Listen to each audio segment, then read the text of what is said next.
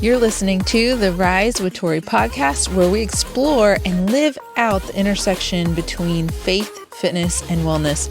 I'm your host, Torie, and I'm so glad you're joining me today. The goal here is to grow spiritually, physically, and mentally with a God-first mentality for lasting and God-honoring change. I'm back for season 2. I took a little break this last month, and it was needed. I needed to take a break to pray, to seek the Lord, to not have the pressure on myself to create and bring podcasts or Instagram content, whatever that is, and just be present with my kids. A lot of you know that we're trying to sell our house, to move across the country, and it was just... We'll get into all of that. But with that, and then just the pressure to, post and all that stuff. And I was feeling a little bit, just to be honest, I was feeling a little bit dry and not inspired when it came to creating posts on Instagram or, not Bible study stuff, but I just was feeling uninspired. I'm like, okay, Lord, I know it's time. It's time to take a little break. Just focus on work, which I don't know if y'all know this, but I work for Revelation Wellness as a lead instructor, and I accepted a new position in May, being the Revwell TV manager / coordinator, which is their online faith and fitness program. And so I get to help with that. I get to organize it and just trying to make it even better than it already is.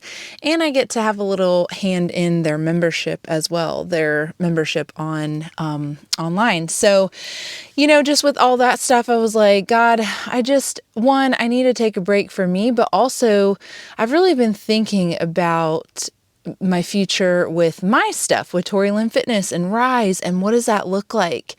And some of y'all may have seen the email that I released this week of me coming back and everything, and I just so strongly feel the Lord calling me more and more to discipleship. And yes, the faith component is still there, and I still feel very strongly about helping people get whole and healthy and feel better in their bodies, but know that they are made in God's image, and not to put the pressure on themselves to look a certain way, be a certain way, whatever that is. But I also feel so strongly. I was a discipleship coordinator at my church for a reason for a year and a half before I got this new job with Rev for a reason, because I feel so strongly about discipleship. And so I just paused and I'm like, God, what does discipleship look like when we're in the middle of trying to sell our house? So this has been my struggle the last few months, is I can't be fully present here just because we don't know if we'll be here. We don't know how long we'll be here. We thought we'd be already in Utah in July, and here we are, almost mid-August, early August, but we're getting into August and we're still here. And surprise, surprise, we do not have an offer yet. Y'all, I really hoped and prayed that I would come back and have great news for you and be able to say, we have an offer and we're moving soon, but that's not the case. And I say that, one, it's been really hard to come to terms with that, but two, God is teaching me a lot in it. And I feel like we all know, and we go through those times where God teaches us something in the waiting or in a hard season, and we don't see it until we're on the other side. So that's where I'm at. But we'll get into that a little bit more later. Coming back to just the future of Rise, I just feel like God is leading me to more discipleship. I know that He's leading me to in-person discipleship when we get out there to Utah and get settled. But I don't know when that will be. And so for right now, I was like, okay, God, how can I lean into discipleship being where I am, right? Bloom where you're planted. I'm really big about, blooming where you're planted. Try not to look so far in the future that you miss out where you're at right now. And so honestly, because I have the online space and because I love I love helping people. I love pouring into people. I just felt like God was like, you keep doing what you're doing, but I want you to do more one-on-one coaching or small group coaching. And so I haven't officially announced it yet or come up with a release plan, I guess you will. So you're hearing it here first, folks. But I do plan to do more either one-on-one coaching, which includes discipleship. Since I am a faith-based trainer, I want to have discipleship included in my coaching. And then same with small group coaching. I'm feeling like I'm supposed to do more small group where we can learn from each other and we can share and we can pray for each other. And so that's what the future looks like. I don't know when that will be happening. I don't know. Right now, I don't know exactly what it looks like, but I'm praying about it and I'm letting the Lord lead me in, okay, God, when am I supposed to launch this, share this, officially do it? And what does it look like? So if you could be praying for me in that, that would be amazing. And if you're interested, let me know. Email me at torielinfitness@gmail.com and I can get you on like a list to let you know, hey, I'm offering it right now. I'm opening myself up for clients right now. So what it looks like I said, I don't really know exactly, but I do know I want it to be obviously faith, fitness, discipleship, growing together, mind, body, spirit, because that's what I'm about. That's what I feel like the Lord has called me to do. Our July was crazy in just so many things happened this last month. There were so many times I wanted to come on Instagram and be like, y'all, because y'all are my people and I want to share with you. But the Lord was like, just keep it close for now. Keep it close for now. And so we had showings and we switched realtors and we've lowered our price and we've traveled and what else? We've done so much and it's just been up and down in my heart, positive. And then it's like defeat and weariness. And it's just been a lot this last month, but I'm coming into August with fresh perspective, like I said, with the whole discipleship thing and just feeling even more strongly about that and the direction I'm supposed to go, but also just leaning into the Lord over this last month and last year, if I'm being quite honest, and to see where I was. This is something I do want to share this real quick. To see where I was a year ago when God did call us to move out to Utah and I was devastated and processing it and grieving and going through all of that. And then to come a year later and to hear our team that went out there this last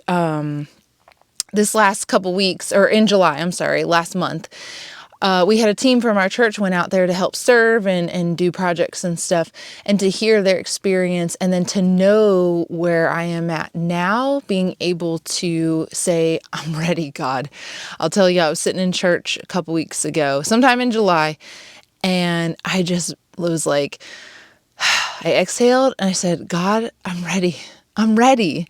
Like there have been moments where I felt ready, but I didn't really feel ready. I felt at peace, but I didn't feel like, okay, God, we're ready now. And I'm definitely feeling that. And I know my kids are feeling that too. They ask every day, when are we going to Utah? When are we going to Utah? I don't know. Ask the Lord. That's all up to him. But also something that I started doing when I was feeling frustrated, when just growing weary, I started a notes page on my notes app and just jotting down things the Lord was teaching me, verses he was leading me to, scripture, like I said, devotionals, prayers, just things that I needed and I needed to come back to. And so I'm just going to share a couple of them. There's a ton in my notes page, but I'll just share a couple with you that have really helped me get through the last month or so when I felt discouraged. And if you're ever in a place where you're feeling discouraged, you're waiting, you don't understand, you're frustrated, I would encourage you to do the same thing. Get your notes, or if you don't have an Apple, get some kind of app where you can just jot things down, or even if you journal, just get a journal, pen and paper, good old school. But for me, it was a lot of copying and pasting.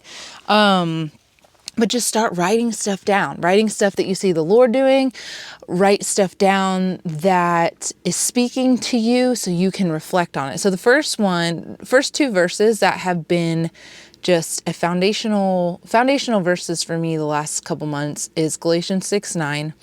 It says, "Let us not become weary in doing good, for at the proper time we will reap a harvest if we do not give up."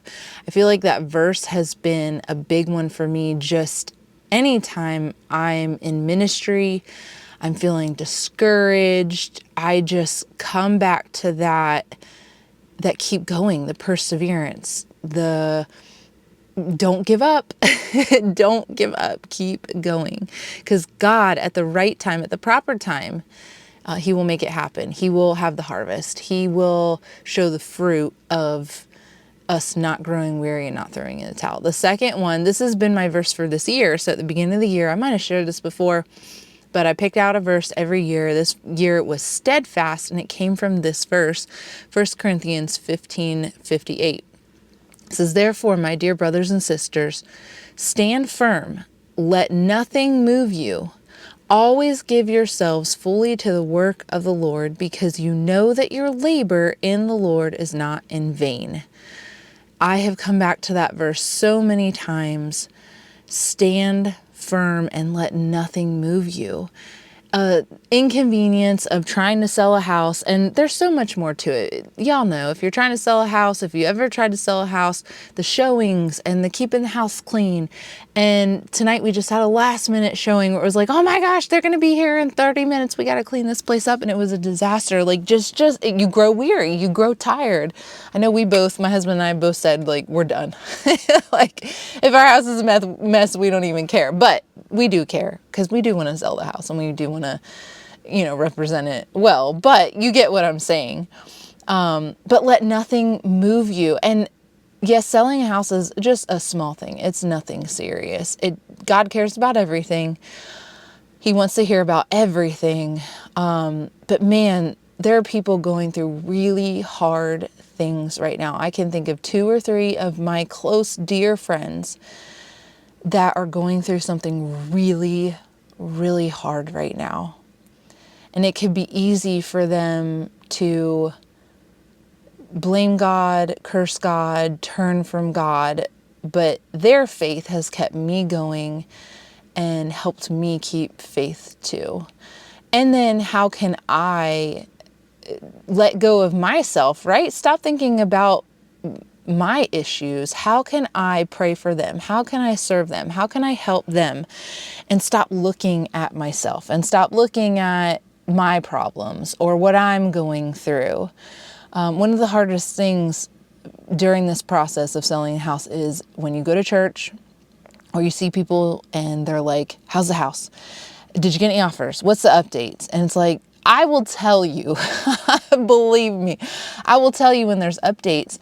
And you can get kind of frustrated, right? You can get frustrated with the constant asking, and people mean well, but you can get frustrated. And so I think about my friends that are going through hard things, that I don't want to keep asking for what everyone's thinking, but I want to show up in a way that, how can I serve you? What can I do for you? How can I be there for you? Asking the questions, not any updates, what's going on, but what can I do for you? So maybe that's for you too. Maybe, turn the tables from yourself and seek out, how can we help others, and ask different questions than maybe what everyone else is asking. There's a few other verses. I'm not going to read them all. Hebrews 12, 1-2. It's about running our race with perseverance. Romans 5, 3-5, about perseverance, character, and hope. James 1, 2-4, consider it pure joy whenever you face trials. And then something, one of my Rev fellow staff member said in a meeting was, I decided I'm going to trust the Lord. And I know that sounds so simple and basic, but when she declared that, it resonated with me of, yes, that is going to be my banner right now. That is what I'm going to declare right now is I decided I'm just going to trust the Lord. I don't know what he's doing. I don't know when the house is going to sell. I don't know what it's going to look like when we get out to Utah, but I decided I'm going to trust him. I'm going to trust him no matter what. I'm going to trust him in everything and no wavering, no going back, no throwing in the towel. I'm going to keep trusting him. And then there were a couple other prayers if y'all don't use the Bible app, I love their daily, I forget what they call it, but it's like a prayer, guided prayer. That's what it's called. I do that every single morning because it just helps me recenter back to God, back to Christ. Okay, God, I have this thing on my mind, which for me, it's obviously the house and selling and cleaning and all the things. God, I have this thing on my mind, but I want to turn that over to you and every single day open my hands and say, okay, it's yours. I decided I'm going to trust you. And so there have been prayers that have been shared on there. I'll read, let's see, which one should I read? I'll read this one right here. I have my notes pulled up. It says, God, you fight for me before I even know I'm in a battle, and you protect me before I'm aware that I need protection. But even still, you invite me to make my requests known to you because you love to hear from me. I love that. I love that he wants to hear from me, even though every morning I'm like, God, the house, like for the last 4 months, he still wants to hear from me. He doesn't get tired of hearing from me saying about, okay, God, help us sell the house. Bring the person, bring the right person, right time, right person, your will. He doesn't get tired of that. It says, thank you for caring about every area of my life. Today, help me to trust you in Jesus' name. Amen. And so there have been a few of those I have written down in here just that have spoke to me, and I'll screenshot them and then put them in that little notes, the notes tab or notes app. And I'll just open it up. And if I'm walking on the treadmill, I'll just set it in front of me and I'll just look at it and I'll just read them over and over. Or if I'm feeling discouraged or weary, I'll have a moment, because I'm human and I have my moments of frustration and anger. But I always come back to, okay, God, just be with me and let me pull these verses up. Let me pull these prayers up. Let me pull this encouragement up and just read it and read it until it just is in my heart and I know it as truth. So that's kind of a little check-in on what's been going on with me personally. And then, funny enough, I started the Love Paced Race. I was a coach, 5K coach for Revelation Wellness's Love Paced Race. We're doing all the way up to, they have 5K, 10K, half marathon, full marathon. I was a 5K coach that ended in July and then went on to the 10K. Well, I decided I'm going to keep going, and I've been running because that feels like the pace of love for me. That's the whole point of the Love Pace Race, is the pace of love for you and what God is calling you to. And y'all, I got struck with the running bug. It got me. It got me. I've only been, since we've lived in North Florida, I've only been running maybe once a week, if that, when just for heart health and just because. But I started running more. I started running 2 times a week, and then I started sprinting one day and then running 2 other days. And then my weekend runs have turned into long runs, which I'm like, what is happening? What is happening to me? It is summer in Florida. Why am I running over 3 miles? So right now, I think I'm up to 6. I think I did 5.5 last week. So this weekend I'll be doing 6, which, you know what? I have no urgency. I have no race I'm signed up for. So we'll see. I might not hit 6 this Saturday, and that's okay. And that's the whole idea of the pace of love, is I'm not putting any kind of pressure on myself to hit a certain mileage, certain pace. I'm just going. Now I am paying attention to, I want to get better at my form. Like I want to improve my running form and just improve my breathing, all those things. Cause I always want to get better, but I'm just going and seeing how my body feels. Cause it is hot out there. Once I hit like 4 miles, I was like, whoa, I don't know about this, but the running bug got me, y'all. And then I found this girl on Instagram. She's a trail runner, and that inspired me. And I was like, okay, I want to start trail running. When we get out to Utah, which we could get out there in the wintertime and I won't be able to do it because there's snow on the ground, but I'm like, I want to start trail running. So it's kind of how I got the running bug, is kind of just started doing it. And then I was like, oh, I want to start trail running. And I just kind of, I don't know, it's weird, but imagine myself preparing for trail running, if that makes sense. So I am what you would call a hybrid athlete or hybrid fitness trainer right now in the set, or trainer. No, coach. No, I'm not coaching other people. Okay. Anyways, I digress. Hybrid. Have y'all ever heard of that? It's funny because